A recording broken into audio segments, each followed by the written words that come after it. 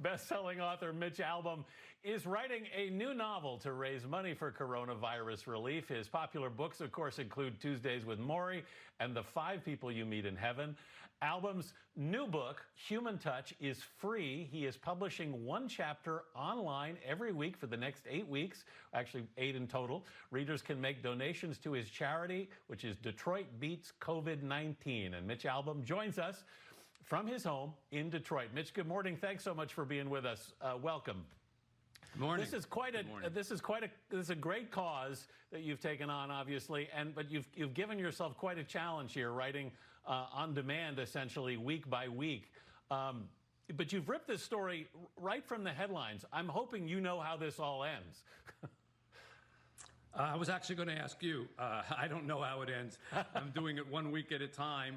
And it's not the way I normally write a work of fiction, but, you know, these are extraordinary times. What made you decide to do this, Mitch?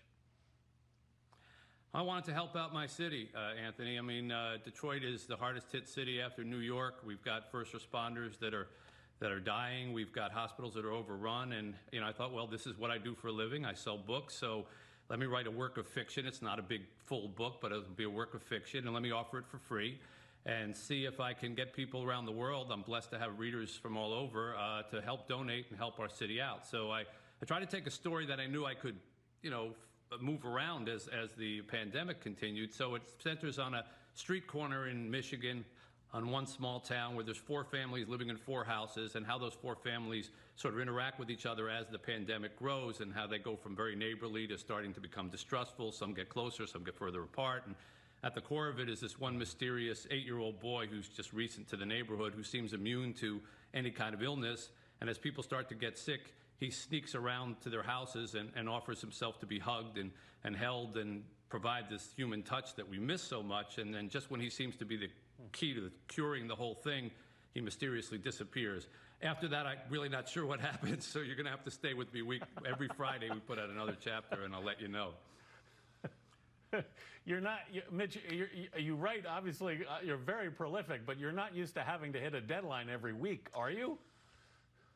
Well, the sports writer part of my past has trained me well for this, because I used to have to write things in 5 minutes on deadline for the newspaper, and so this is a little more like that. But no, I don't usually write my books this way. I usually chase them to the publishers as they're going, saying, let me add one more sentence, let me add one more sentence. And this is like done with it, done.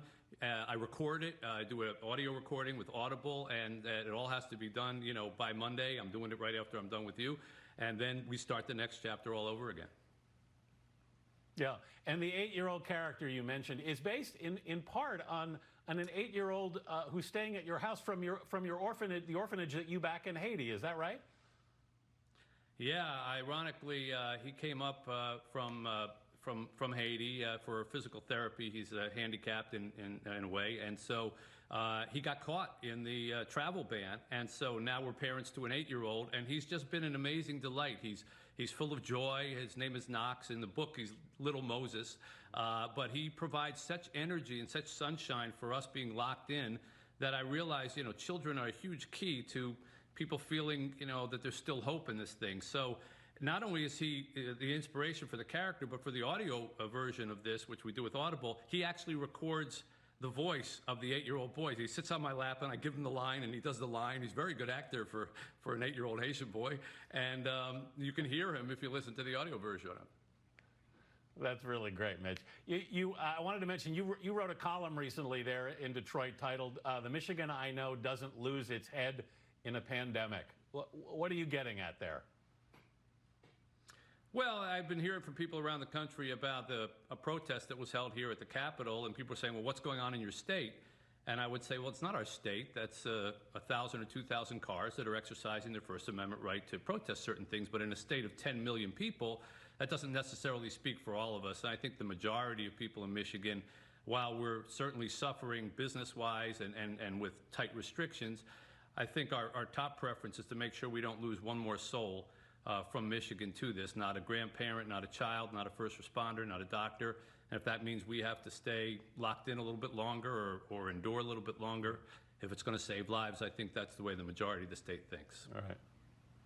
All right, Mitch Albom, thank you so much. For more information about how to read human touch, you can visit our website at cbsthismorning.com. Thanks, Mitch.